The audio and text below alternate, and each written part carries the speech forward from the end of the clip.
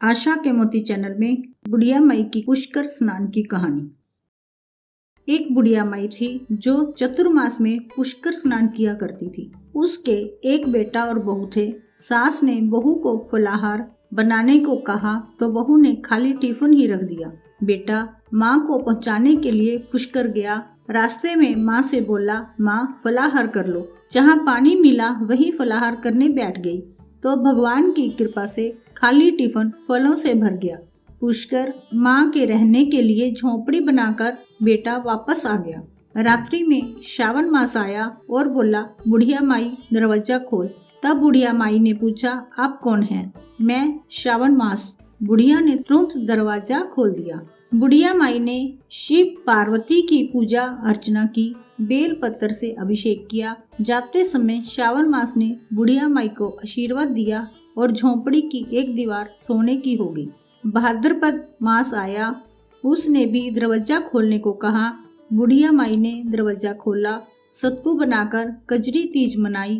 भाद्रपद मास ने बुढ़िया माई को आशीर्वाद दिया और झोंपड़ी की दूसरी दीवार भी सोने की हो गई। फिर अश्विन मास आया और उसने भी दरवाजा खोलने को कहा। बुढ़िया माई ने दरवाजा खोला, पितरों का तर्पण कर ब्राह्मण भोज कराकर श्राद्ध किया। नवरात्रि में माँ दुर्गा को अखंड ज्योति जलाकर प्रसन्न किया। सत्य की विजय दिवस के रूप में बुराई का अंत की खुशी में दशहरा मनाया। आश्विन मास ने जाते समय प्रसन्न होकर तीसरी दीवार भी बहुमूल्य रत्नों से जड़ित कर दी और बुढ़िया माई को सदैव प्रसन्न रहने का आशीर्वाद दिया। इन सब के बाद कार्तिक मास आया, उसने भी दरवाजा खोलने को कहा। बुढ़िया माई ने दरवाजा खोला, अति प्रसन्न मन से कार्तिक स्नान किया। दीप दान कर दिवाली, गोवर्धन पूजा, भैया दूज, गोपाष्टमी, आंवला नवमी मनाई। कार्तिक मास ने जाते समय आशीर्वाद दिया और झोंपड़ी के स्थान पर महल बन गया।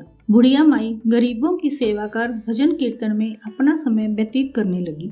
बेटा अपनी माँ को लेने आया तो माँ और झोंपड़ी को पहचान न सका तो पड़ोसियों से पूछा। उन्होंने बताया तो बेटा माँ के चरणों में गिरकर बोला, माँ घर चलो। सारे सामान के साथ घर ले आया। सासू माँ के ठाठ देखकर बहू के मन में लालच आ गया और उसने अपनी माँ को भी पुष्कर छोड़कर आने को कहा तो उसका पति अपनी सास को भी पुष्कर छोड़ आया। परंतु बहू की माँ की धर्म कर्म में बिल्कुल रुचि नहीं थी। वह 4 समय भोजन करती और दिन भर सोती। चारों मास आए और चले गए। जाते समय झोंपड़ी गिर गई और बहू की माँ गधी की जोनी में चली गई। क्योंकि औरत लक्ष्मी का रूप है और लक्ष्मी की तरह चंचल होना चाहिए। भगवान की पूजा और अतिथि का सम्मान और दान पुण्य करना चाहिए। बहू ने कहा, अब माँ को ले आओ। जब जमाई सास को लेने गया तो कहीं न मिली। लोगों से पूछने पर लोगों ने बताया कि तेरी सास धर्म कर्म कुछ न करती थी, खाती थी और सोती थी, जिससे वह गधी जोनी में चली गई। जमाई गधी जोनी सास को बांधकर घर ले आया। उसकी पत्नी ने पूछा, मेरी माँ कहाँ है?